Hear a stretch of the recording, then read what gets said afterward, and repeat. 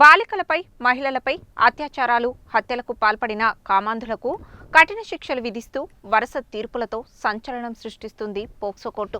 మంగళవారం POCSO court వెలువరించిన తీర్పులో 10 ఏళ్ల మైనర్ బాలికపై అత్యాచారానికి పాల్పడిన నిందితునికి 23 ఏళ్ల జైలు శిక్ష, 40,000 రూపాయల జరిమానా విధిస్తూ తీర్పు చెప్పింది. అలాగే బాధితురాలి కుటుంబానికి 10 లక్షల రూపాయల పరిహారంగా జిల్లా లీగల్ సర్వీసెస్ అథారిటీ ద్వారా అందించాలని తీర్పు వెలువరించింది.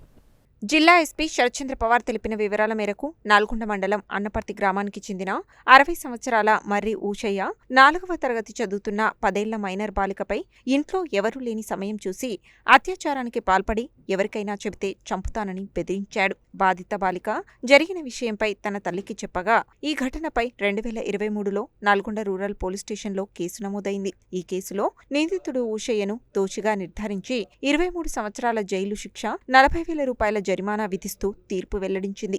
ఈ కేసులో సరైన సాక్ష్యాధారాలు సేకరించి కోర్టులో ఛార్జిషీట్ దాఖలు చేసి నిందితునికి శిక్ష పడే విధంగా చేసిన investigation officer Narasimha Reddy, SI Bhaskar Reddy, అలాగే ప్రాసిక్యూషన్ కు సహకరించిన డీఎస్పీ శివరాం రెడ్డి, సిఐ రాఘవరావు, SI Saidababu, public prosecutor Vemula Ranjith Kumar, CDO Durgaraju, Bharosa centre legal officer K Kalpana, liaison అధికారులు నరేందర్, మల్లికార్జున్లను జిల్లా ఎస్పీ అభినందించారు.